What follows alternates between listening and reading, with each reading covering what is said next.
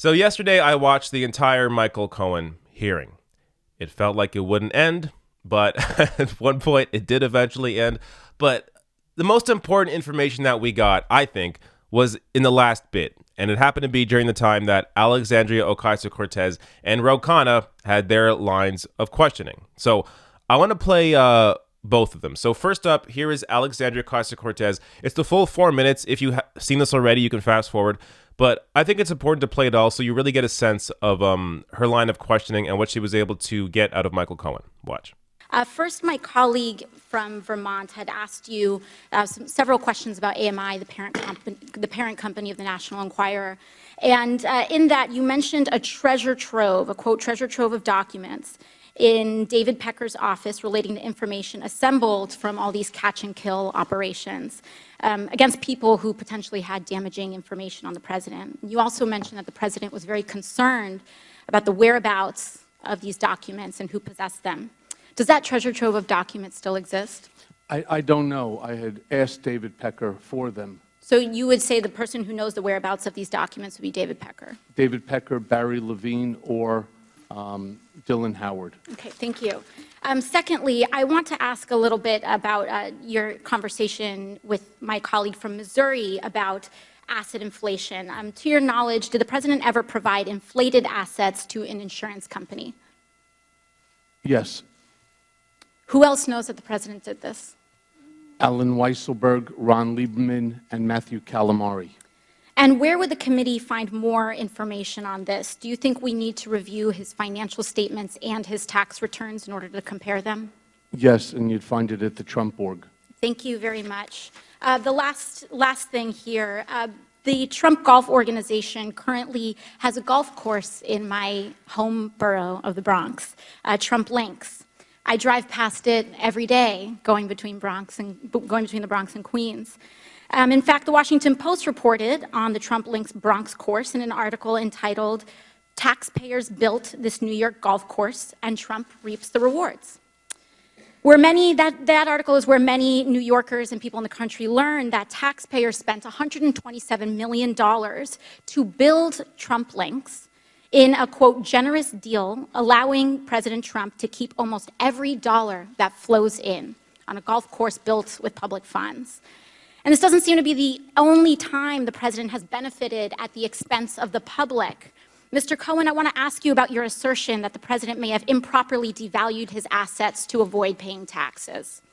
According to an August 21st, 2016 report by the Washington Post, while the president claimed in financial disclosure forms that Trump National Golf Club in Jupiter, Florida, was worth more than $50 million, he had reported otherwise to local tax authorities that the course was worth, quote, no more than $5 million. Mr. Cohen, do you know whether this specific report is accurate? It's identical to what he did at Trump National Golf Club at Briarcliff Manor. Do you know, to your knowledge, was the president interested in reducing his local real estate bills, tax bills? Yes. And how did he do that? What you do is you deflate the value of the asset, and then you put in a request to the tax department for a deduction. Thank you. Now, in October 2018, the New York Times revealed that, quote, President Trump participated in dubious tax schemes during the 1990s, including instances of outright fraud that greatly increased the fortune he received from his parents. It further stated from Mr. Trump, quote, he also helped formulate a strategy to undervalue his parents' real estate holdings by hundreds of millions of dollars on tax returns, sharply reducing his tax bill when those properties were transferred to him and his siblings. Mr. Cohen, do you know whether that specific report is accurate? I don't. I wasn't there in 1990s. Who would know the answer to those questions? Alan Weisselberg. And would it help for the committee to obtain federal and state tax returns from the president and his company to address that discrepancy? I believe so. Thank you very much. I yield the rest of my time to the chair. All right. This was fantastic. I mean, there was no grandstanding. She was quick. She was direct. We're so used to seeing these politicians in these committee hearings talk about themselves or talk about, hey, Michael Cohen, you're a bad guy, or Michael Cohen, you're a good person now. Like, just get to the frickin' questions. Get to the whole point of the hearing, which is to try and gather information to help with the investigation into Donald Trump or future investigations into Trump. That was the entire point of this. And a lot of Democrats wasted their time. Now, obviously, Republicans, on the other hand, they clearly wasted all of their time just trying to poke and prod Michael Cohen as if like he has any reason to lie now that he's going to jail. I mean, the Republican side of it was just completely ridiculous. But even with Democrats, AOC stood, I think, above and beyond anybody else there, with the exception of Khanna, who was also fantastic. But these were two who actually focused on what matters. So with AOC, she asked about the whereabouts of vital documents relating to the National Enquirer and their catch and kill schemes to get rid of information that might hurt Donald Trump. She asked about potential insurance fraud that Donald Trump committed with him inflating his assets. She asked about how Trump devalued his assets to avoid paying taxes. Also highlighted in that same vein, highlighted the need to get Trump's tax returns so that we can actually see what Trump did, what Trump has done, the actual proof, and not just speak to people that may know information. But like with this line of questioning, it was even the media recognized the importance of this. So here's a variety of reports. Here's Vox. Why the answers Michael Cohen gave to Alexandria Ocasio-Cortez's questions mattered. AOC got Cohen to name names and help build a case for getting Trump's tax returns. This from New York Mag. At the end of a long, tedious Cohen hearing, AOC was sharp and crisp. This from NBC's opinion piece. AOC and Cohen remind Trump that Mueller isn't the only investigator he needs to worry about. Ocasio-Cortez's line of questioning should prove invaluable as House Democrats probe the President Trump's financials. So, at the very least, we have an incredible Congresswoman in Alexandria Ocasio-Cortez, the youngest one in this committee and the one that everybody else should be looking to for advice in how to actually perform or act in these hearings to be able to get as much information as possible. Now, let me go to Khanna, another Justice Democrat who takes no big donor money, also runs on grassroots support. He also had a fantastic line of questioning. I'm also going to play his whole line here. So this is also about 4 minutes long. Again, if you've seen this already, you can fast forward. But I think it's important to show the entire line of questioning as it gives you a real idea of what Khanna was getting at. Mr. Cohen, I want to focus my questions on the smoking gun document you have provided this committee. This document is compelling evidence of federal and state crimes, including financial fraud. You provided this committee with a check from President Donald J. Trump's revocable trust account, which is marked as Exhibit 5B. It is a check for $35,000, and it is dated March 17, 2017, after the president took office. It's right now on the screen. Do you see it, sir? Yes, sir. To be clear, the Trump revocable trust is the trust the president set up to hold his assets after he became president. Is that correct? I believe so. Do you know why you were paid from the trust as opposed to the president's personal account? I don't know the answer to that. Did you think it was odd that he paid you once from his personal account and then he's paying you through the scheme of a trust? I'll be honest, I was just happy to get the check. Today you testified that the check was signed by Donald Trump Jr. and the Trump Organization CFO Alan Weisselberg. Is that correct? That is correct. According to the criminal charges against you, you sent monthly invoices containing false information to an individual identified as Executive 1. Weisselberg is Executive 1, correct? Yes. The criminal charge against you then states that Executive 1 forwarded your invoice to someone referred to as Executive 2. Presumably, Donald Trump Jr., who's signing this check, is Executive 2, correct? I believe so. As federal prosecutors laid out in their criminal charges, payments like this check resulted in numerous false statements in the books and records of the Trump Organization. And it's important for the American public to understand this. Nothing to do with collusion. This is financial fraud, garden variety financial fraud.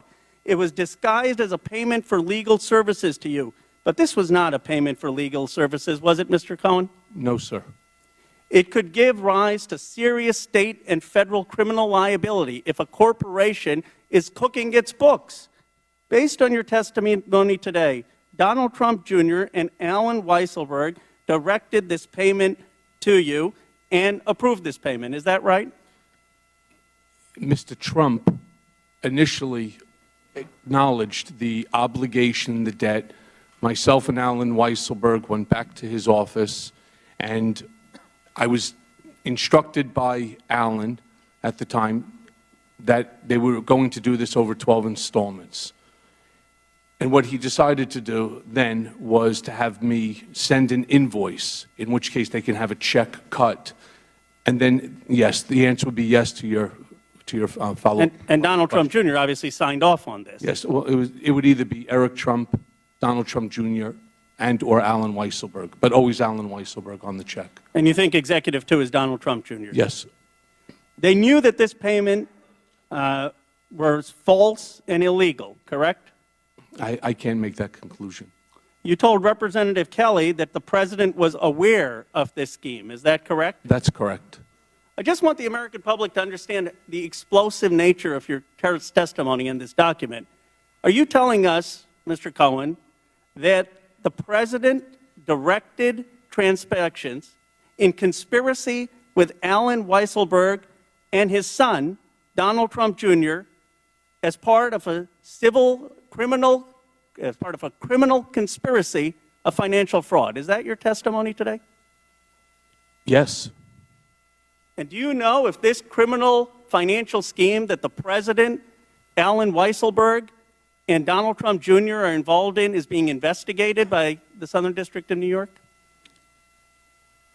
I'd rather not discuss that question because it could be part of an investigation that's currently ongoing. But I just want the American public to understand that solely apart from Bob Mueller's investigation, there is garden variety financial fraud. And your allegation and the explosive smoking gun document suggests that the president, his son, and his CFO may be involved in a criminal conspiracy. And isn't it true, Mr. Cohen, that this criminal conspiracy that involved 4 people, that there's only one person so far who suffered the repercussions, and that's why you're in jail? We'll be going to jail, yes. There are 3 other people, though, who were equally involved in this conspiracy. Is that true? It is true. Thank you, Mr. Cohen.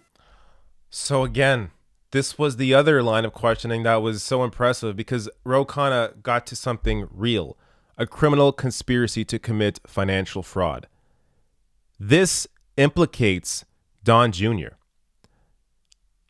I mean, at this point, it really seems like Donald Trump Jr. at least is going to go to jail, unless there's some deal struck where he doesn't. But he is part of this criminal conspiracy. So Donald Trump used his trust, where he is supposed to be ceding control of his business, used his trust to help pay off these payments to Michael Cohen from his past indiscretions. So this was while Trump was president. He was supposed to have ceded his business in this trust, yet he's using this trust to help pay off these payments to Michael Cohen. And while he was doing that, that was with Don Jr. and Weisselberg. This is the criminal conspiracy. This is financial fraud. So thank God, again, the media also recognized this. So this from CNN Politics. Cohen alleges financial fraud in Trump camp. During his public testimony to Congress, Michael Cohen alleges to Khanna that President Donald Trump, in conspiracy with Alan Weisselberg and Donald Trump Jr., committed financial fraud. And as I said, it's a criminal conspiracy that also puts Don Jr. in the hot seat. So this from Rolling Stone. Why Donald Trump Jr. should be worried by Michael Cohen's testimony. Trump's fixer puts the president's son at the scene of a crime with a smoking gun. And that smoking gun is the check, the proof that Don Jr. and Weisselberg signed off on this check that is a check to protect Donald Trump and his past indiscretions using Trump's trust.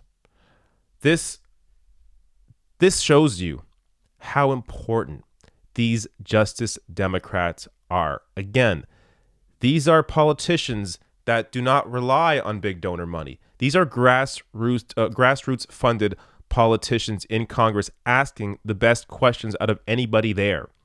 These are people that oftentimes are punching bags for the establishment, punching bags for other Democrats like Nancy Pelosi, who go after, or not even directly go after, but don't